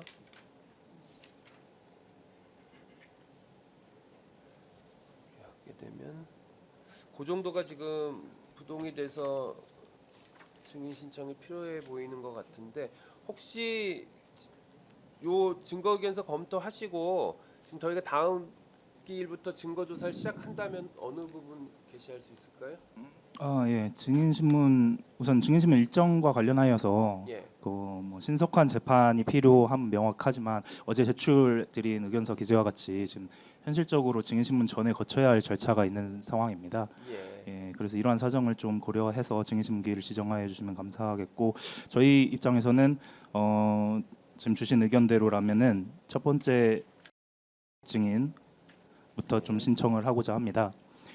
그리고 이 관련하여서 변호인 의견서 중에 증거 목록 1번에 순번 214번 홍장원 메모 정서 경위 확인 결과 문건이 있습니다. 예. 그리고 215, 216 국정원 1차장 면담 문건이 있는데 예. 여기 이제 문건 작성자가 확인되지 않았다는 취지로 부동의하시는 것이라면 이 문건 작성자에 대한 증인 신청 방안을 좀 검토하고자 합니다. 증인 신문 이후에 이 문건 작성자에 대한 증인 신청 여부를 검토하려고 하는데 혹시 이 부동의 취지를 좀 말씀해 주시면 저희가 고려하여서 증인 신청 이후에 그 차후에 이제 증인 신청 여부를 좀 검토하도록 하겠습니다. 면담 문건이라는 건 뭐 요건 수사하면서 이루어진 아닙니다. 일종의- 그 국정원 내부적으로 국정원에서 그 이모 보좌관 예. 이 부분은 비닉 처리 좀 부탁드리겠습니다. 예. 예, 이모 보좌관 면담 문건인데요. 예, 이모 보좌관 면담 문건에 대해서는 국정원에서 이 보좌관을 면담한 후에 자체적으로 작성한 문건이고 그리고 214번은 그 결과를 이제 평가 보고서로 만든 문건입니다. 215, 216이 이모 보좌관에 대한 면담을 국정원에서 내부적으로 한 거고 214가 그 결과를 문건으로 만든 것입니다. 그렇군요.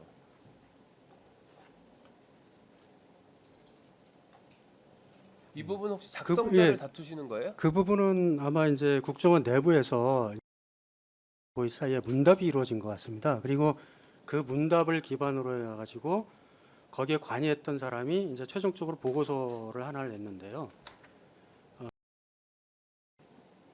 증인의 증언을 한번 들어보고 저희가 예. 뭐 사실관계가 크게 다르지 않으면 뭐 작성자가 누구냐는 거는 저희가 관심이 없습니다. 예.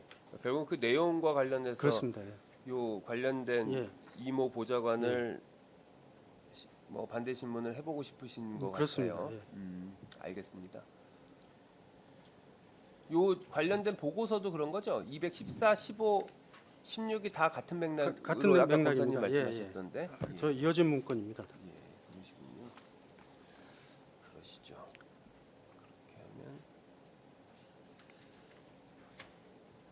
그러면 우선 지금 시작을 검사님께서 이모 보좌관을 1번으로 신문을 하시겠다는 말씀이신 거죠? 예, 그렇습니다. 그 다음에 혹시 차순위로 하게 되면 다음으로 이제 홍장원 차장 고려하고 있습니다. 그리고는 나머지는 그러면 한번 오늘 의견 토대로 검토해서 증거 의견을 그러니까 그 예. 조사 계획을 한번 일괄해서 제출하실 건가요? 예, 그렇게 하도록 하겠습니다.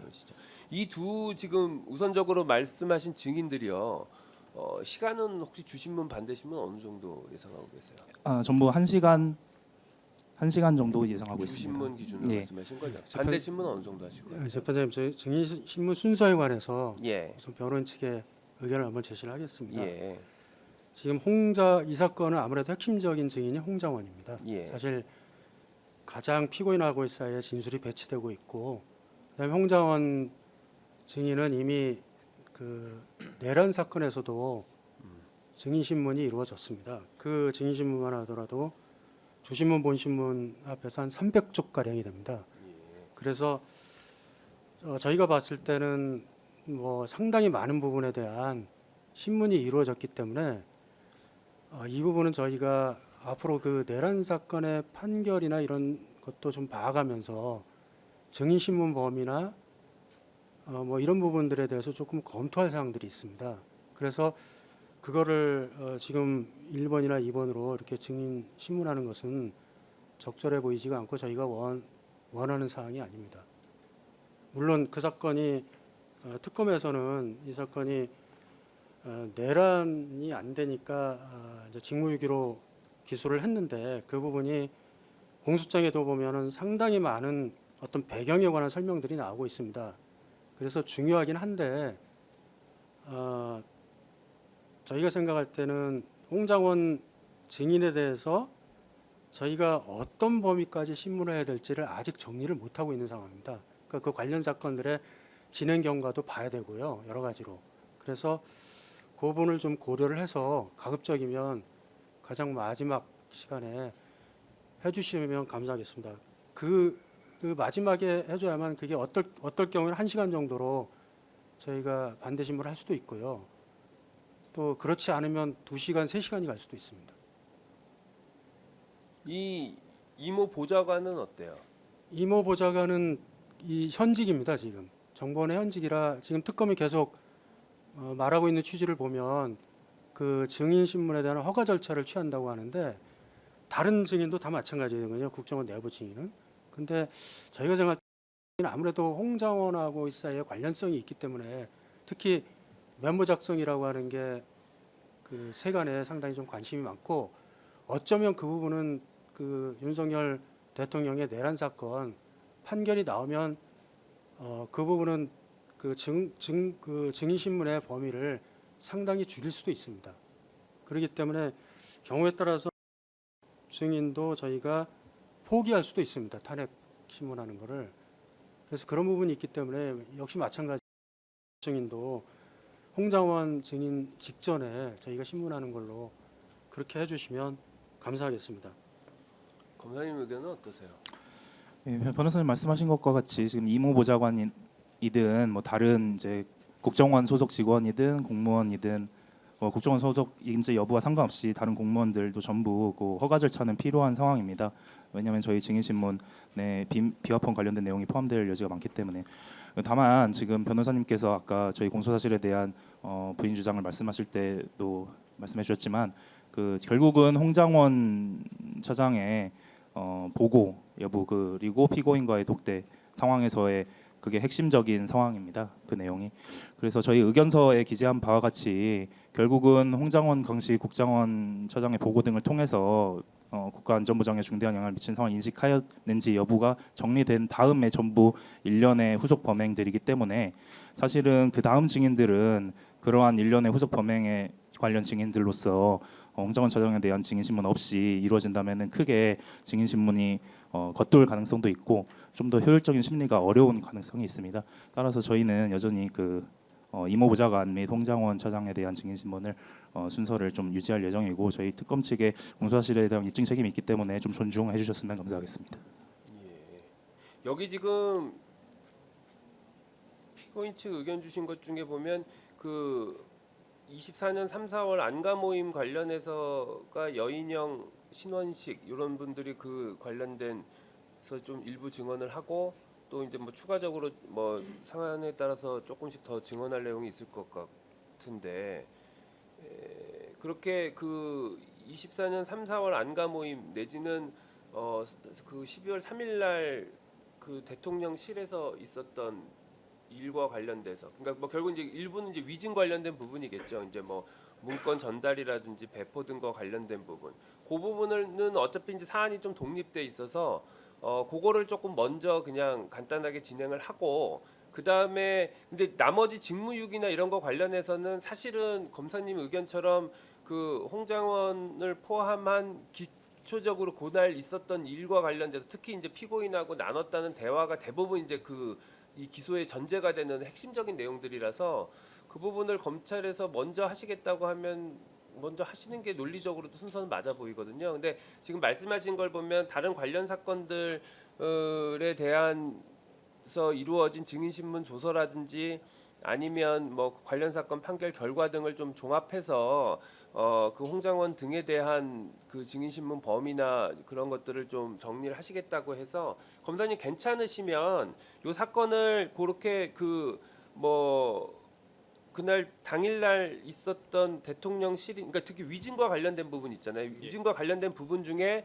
나 뭐 아니면 그 허위 공문서 작성 등과 관련해서 대통령실에서 받은 뭐 문건이라든지 그런 거 관련된 부분을 조금 앞부분에 빠르게 진행을 하고요.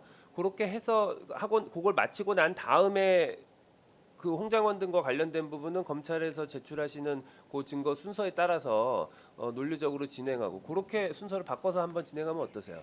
예, 알겠습니다. 그렇게 하는 건 가능하시겠죠? 예, 소송주의에 따르겠습니다. 그렇게 하시고 그렇게 되면 그러면 지금 제가 여기 지금 다른 사람들을 잘 몰라서 그러는데 그리고 이제 문제는 그 정인규 경호처 보좌관 부분은 그때도 지난번에도 말씀드렸던 네. 것처럼 박종준 처장 사건하고 공통된 증인이라서 요거는 한기를 좀 진행을 해서 두 사건을 좀 병행해서 진행하는 쪽으로 생각을 하고 그러니까 가급적이면 증인이 하루에 나와서 뭐 오전에 이 사건 증인 신문하고 오후에 뭐 박정준 피고인 사건 진행하든지 그렇게 지금 진행을 해볼까 싶거든요. 그래서 그 일정은 검사님께서 하여간 그 증거조사 의견을 주시면 그 박정준 사건 측도 이번 주 금요일 날 기일이 예정돼 있어서 거기서 받은 의견하고 조율을 좀 해서 재판부가 그 신문 기일은 한번 정해 볼게요. 알겠습니다. 네. 그렇게 근데 일단 이 사건은 양측에서 그 두 사건 의견을 봤을 때 병합까지는 필요 없을 것 같아요. 사건 쟁점이 좀 생각보다 많이 다르고 공통된 부분은 그 정인규 증인 관련된 부분 한 부분밖에 없어서 일단은 병합하지 않고 각각 진행하고요. 요 정인규 증인 신문하는 날만 오전 오후로 같은 날 진행해서 증인이 하루만 출석할 수 있도록 그렇게 한번 진행을 해볼까 싶습니다. 그렇게 하고 그러면 검사님 그 아까 지금 말씀드린 분이 여인형, 이상민, 신원식 정도가 있고 나머지 지금 여기 나온 걸로는 증거 목록 2번에 110번, 226번에 윤모 씨로 돼 있는 분하고 그다음에 가명 허진혁 그 정도가 추가로 더 있는 것 같은데 예, 그 김나무 기조실장 예. 있습니다.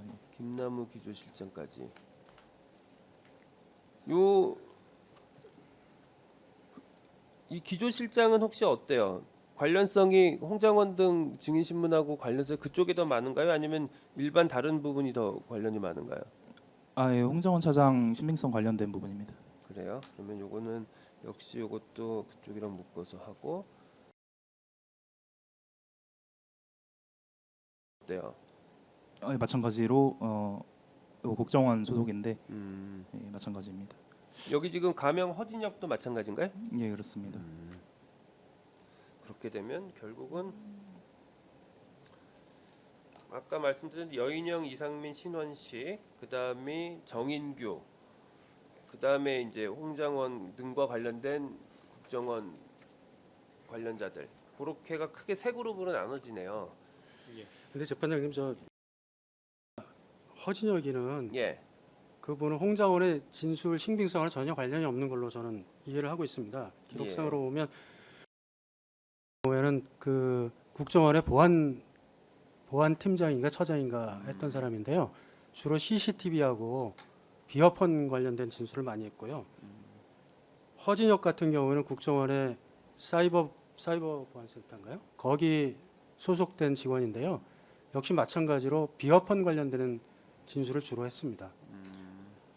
예, 요 취지는 그 홍장원 차장 이후에 저희가 증인신문 되어야 된다고 설명드릴 때 말씀드린 홍장원 차장 이후에 증인신문 하는 이 적절하다고 판단되는 사람들을 말씀드린 거고 정확하게 뭐 홍장원 진술의 신빙성만 관련 있는 증인이라고 저희가 말씀드린 건 아니고요. 예, 모두 홍장원 차장 보고 이후에 시간 순으로 후속 1년 범행 관련된 증인들이라는 취지로 말씀드린 겁니다. 그러시군요. 그렇게 하면 그러면은 일단은 이 여인영, 이상민, 신원식 요 세 명에 대한 증인 신문을 먼저 게시하는 거에 대해서는 양측 다 동의하시나요? 네, 동의합니다. 예, 다만 이상민 장관의 경우에는 저희가 뭐 검토 후에 이상민 장관 관련 판결 같은 판결문을 좀 검토한 후에 저희가 아예 증인 이제 조서 자체를 좀 철회하는 방안도 검토를 하고 있어서요. 예, 이 부분은 좀 후순위로 밀어두고 예. 신원식, 여인영 그리고 특히 여인영 사령관 같은 경우는 다른 재판에서는 또 지원 거부를 하기도 하고 있어서 우선은 신원식 장관부터 저희는 신청할 계획입니다. 예. 요 지금 그러면 여인영, 신원식 요 두 사람은 특별히 지금 다른 조치가 필요하거나 한 건 아니죠. 저희 특별한 것은 없습니다. 소환하는데 아무 문제 없죠. 그렇게 되면 신문 시간은 혹시 어느 정도 예상하세요? 각 40분 신원식 실장 같은 경우에는 40분, 여인영 사령관 같은 경우에는 60분 정도로 생각하고 있습니다. 혹시 반대 신문 물으시게 되면 어느 정도 생각? 저희도 뭐 그런 비슷한 수준에서 하겠습니다. 그러시군요. 그렇게 되면 저희가 지금 그때도 기일을 예고를 해드렸는데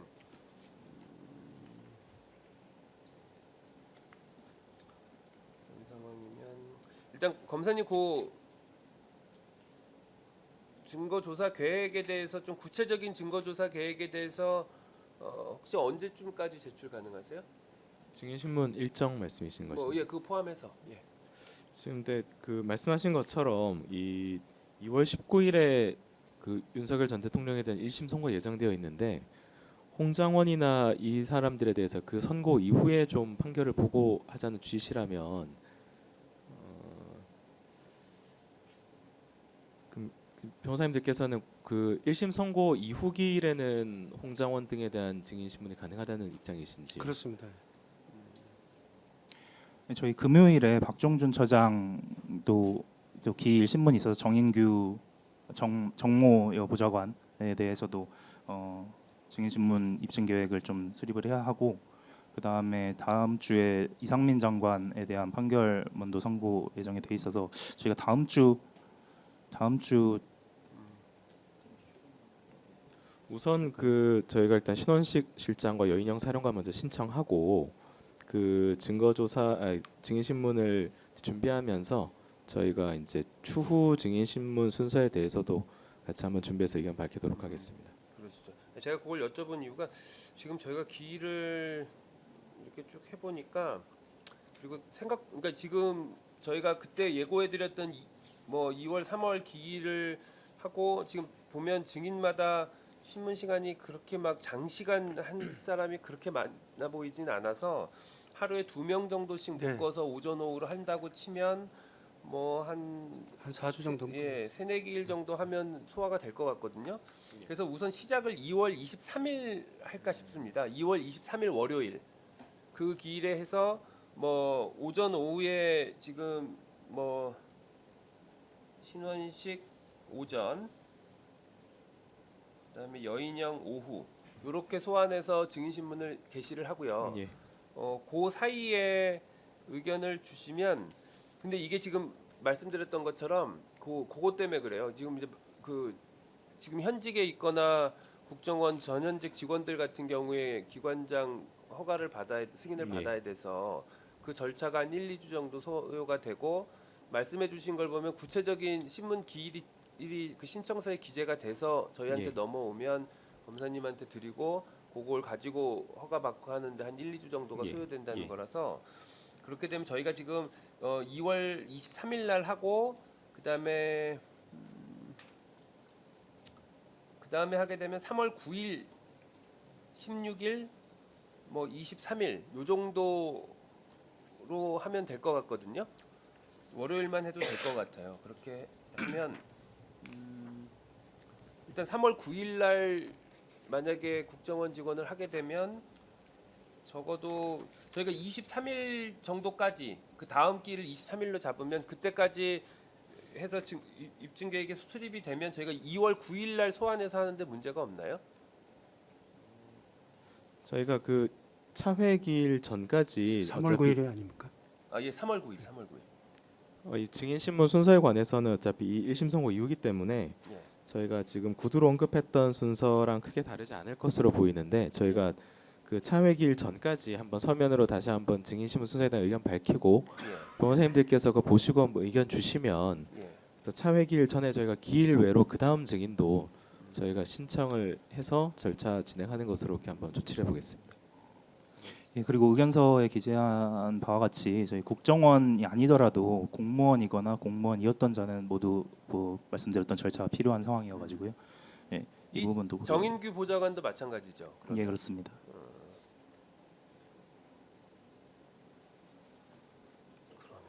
정인규 증인은 혹시 3월 9일 정도에 예정해서 하면 어떠세요? 그거 혹시 입증 계획하고 좀 많이 틀어지시나요? 어떠신가요? 사실은 이제 박종준 피고인과 공범인 부분에 대해서 하는 것이어서 박종준 피고인에 대한 재판 경과에 따라 가지고 예, 그 변호인 입장이랑 좀 조율을 해볼 필요는 있어 보입니다. 그러니까 그거를 네. 그러니까 저희가 가안으로 임시로 한 3월 9일 정도가 가능하시다고 하면 네, 저희가 이번 주 금요일 날 얘기를 할 때 그 네, 부분을 한번 그쪽하고도 의견을 예. 맞춰봐서 네네. 가능하면 그냥 3월 9일 날 오전 오후로 나눠서 진행을 하는 네. 쪽으로 한번 해볼까 싶어서 의견을 드리는 거예요. 예. 예, 특별히 지금 상황에서는 별 다른 의견은 없습니다. 그러니까 그렇게 한다고 특별히 지금 검사님 입증 계획에 무리가 가거나 그런 건 아니죠. 예, 그렇습니다. 예. 그러면 3월 9일 날 정인규를 한번 하는 거를 저희가 금요일 날 확인을 한번 해서 네, 된다고 하면 저희도 채택을 해서 할게요. 네. 그렇게 되면 그게 2월 6일 날 해서 특정이 되면 그 정인규 증인에 대해서는 관련된 절차를 좀 진행을 해서 예, 예. 3월 9일 날 할 수 있도록 저희가 진행을 하고요. 네. 그리고 그 사이에 23일 정도 그 전까지 하여간 그 입증 계획을 세워서 의견을 주시면 그걸 토대로 날짜를 16일, 23일, 30일 뭐 아니면 중간에 저희가 19일 정도도 더 쓸 수 있는 날들이 좀 있으니까 그 날로 적당히 해서 가급적이면 3월 중에 증인 신문을 뭐 기일당 뭐 2명 내지 많지 않은 뭐 그렇게 길게 필요하지 않으면 3명 정도 묶어서 3월 중에 증인 신문 마치고 뭐 3월 말이나 4월 초 정도에 변론 종결하고 하는 정도 일정을 가져갈까 싶습니다. 그래서 그거는 한번 입증 계획 주시면 구체적인 부분은 일정은 그때 가서 확정해서 말씀드릴게요. 예, 그리고 신원식 실장이나 여인영 사령관 같은 경우도 비화폰을 사용하거나 뭐 해서 이 부분이 이제 증인신문 사항에 포함될 여지가 있으면은 예. 혹시 필요할 수도 있으니까 이 두 분에 대해서도 일단 절차는 진행해 보도록 하겠습니다. 예, 그러시죠. 그건 한번 진행을 해주시고 그러면 일단은 23일 날 오전에 신원식 증인, 오후에 여인영 증인하고요. 그리고 확정은 안 됐지만 3월 9일 날 그 정인규 그 보좌관에 대해서 증인 신문이 이루어질 가능성이 많고 그거는 아마 양쪽에서 쓰실 시간에 따라서 오전 오후를 어떻게 할지는 정해야 될 것 같습니다. 근데 잠깐만 피고인 측에서는 정인규 증인 물어볼 내용이 예, 많지 저희는 않죠? 저희는 저 박종준 쪽에서 신문하는 거 보고 예, 어쩌면 신문을 안 할 수도 있을 것 같습니다. 그래요. 예. 그러면 물어봐도 뭐 간단하게 물어볼 것 같거든요.